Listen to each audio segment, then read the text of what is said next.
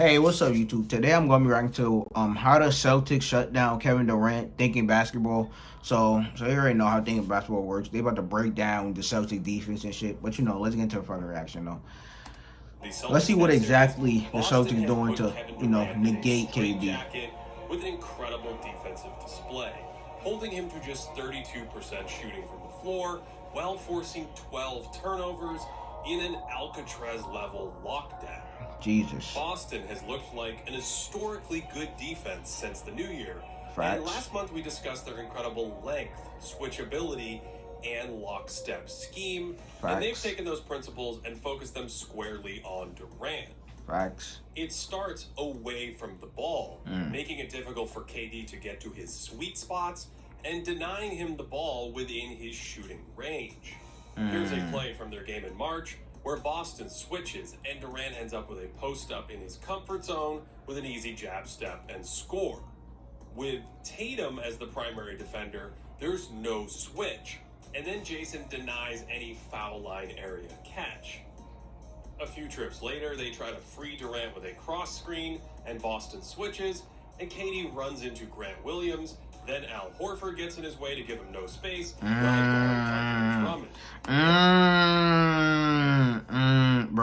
Bro, that is great. That is great right there. That is fire. While ignoring Andre Drummond.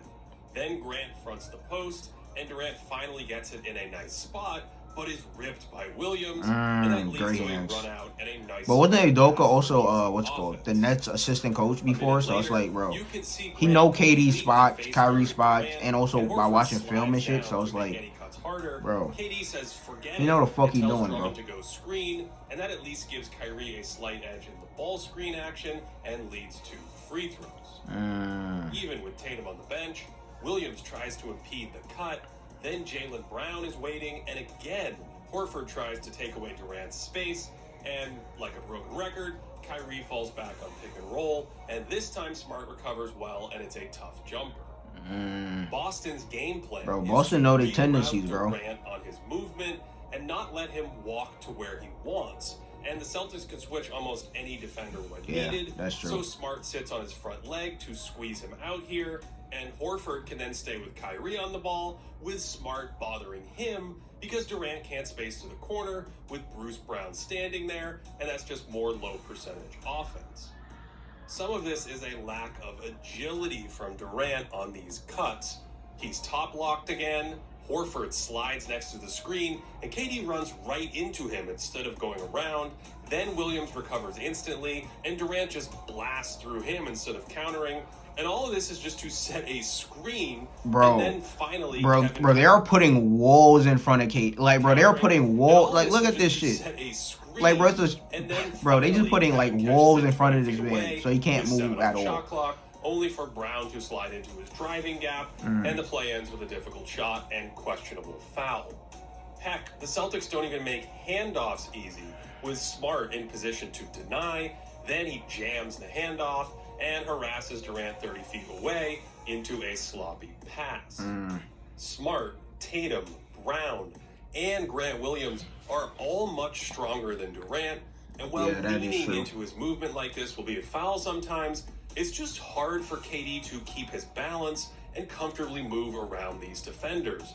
Williams is built like a brick wall and just holds his ground here. Bro, this shit is crazy. Durant try to push him off, so he takes another step out, and Grant moves in on him. Bro, KD is not strong enough. KD's off balance. Bro, KD's not strong enough to fucking combat that, Brown bro. Pulled over, with Smart waiting in the lane, and that is yet another turnover. Jesus So even Christ. when he does catch the ball in these spots, a Boston defender is slid over, making life uncomfortable. Bro, they're on his Another ass. issue for Durant is that he just isn't quick enough to take any of these defenders. Daniel Tice denies him well.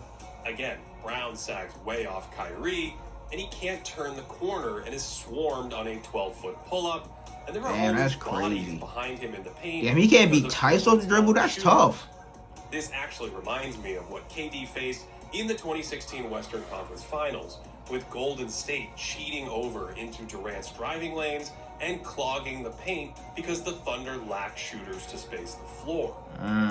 In Game 1, Durant was able to get his best shots in transition.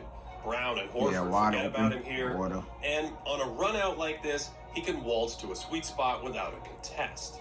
True. But in game 2, they made sure to pick him up high.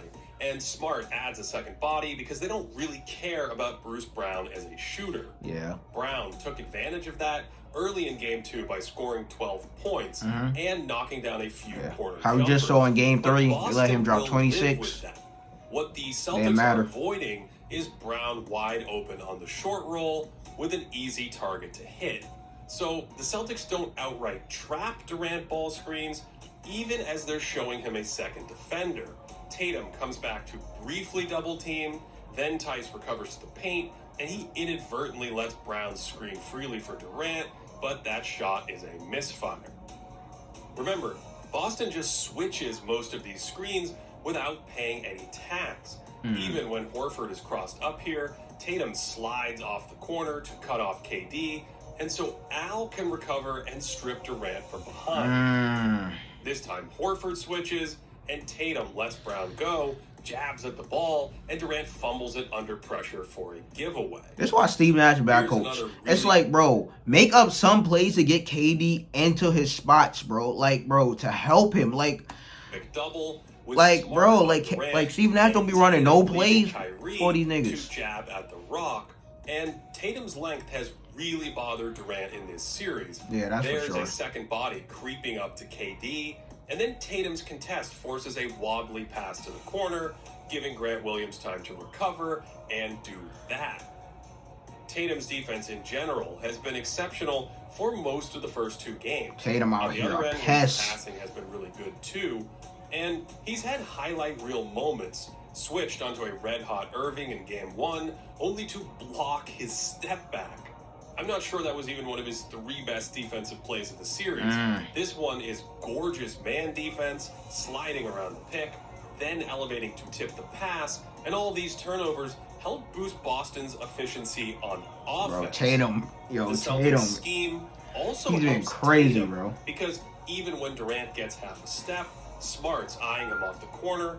There are 3 Celtics standing in the paint, so Jason can really bother KD's pull-up. Yeah. You might be thinking, Durant's release is so high, you can't really bother his shot. And but Tatum can good outright wingspan. stuff it. And that one was aided by bodies in the paint and Jalen helping off Kyrie. But this one's in straight-up isolation, and I don't remember anyone ever just stamping Durant's jumper like that. Yeah, that's true. It reminded me of the 2008 finals when Paul Pierce absolutely smothered Kobe Bryant in isolation, and that Celtic defense held Bryant to 49% true shooting with 8 turnovers in the first 2 games of that series. Although that's nothing compared to their first 2 games against a pre-MVP LeBron James, where he committed 17 turnovers on a woeful 32% true shooting. LeBron did pass well in those games, but Durant hasn't punished the Celtics much for tilting the defense toward him. Here, Kevin's attacking off a screen, and per usual, Brown slides up into his shooting space, leaving Seth Curry, of all people, but Durant takes a heavily contested jumper. This might be Durant's best season as a passer, although he's more comfortable when he can pause and survey like he does here, exposing the double team with a quick kick out. Yeah. And sometimes just making the basic pass one help away is the way to capitalize on defenders cheating over. In the plays we've already looked at, he's missed a ton of nearby shooters, and more advanced skip passes are even harder to make when you're desperately hunting for shooting space. Even on a play like this, where KD is attacking the goal, a swing to Curry might be better than trying to finish in traffic, because Durant has had trouble generating just about anything off the drive in this series, thanks to Boston's size and discipline. Crisper off-ball movement could also combat this scheme, but we haven't seen much of that. And the Celtics they're on his ass every play. Perfection, pushing him off his sweet spots, denying him easy catches, throwing extra defenders in his driving gaps, and fluidly switching from one strong defender to the next.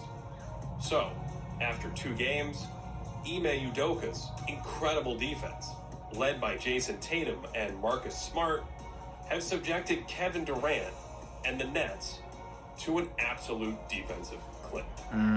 To support this channel, check out patreon.com. Another great video from Thinking Basketball, but it's like, bro, it's crazy how the Celtics is fucking like harassing KD, bro. But it's like, the Celtics looking dangerous, bro. The Celtics is looking dangerous. But JT, bro, he wants fucking respect, bro. Out here guarding KD 1-on-1, like, bro, he's accepting the challenge of guarding the other team's best players. Like, bro, JT doing his shit. And the boys Celtics. But, you know, like, comment, subscribe. Suggest anything else you want to react to, you know, down below in the comments. But check it out. And next one.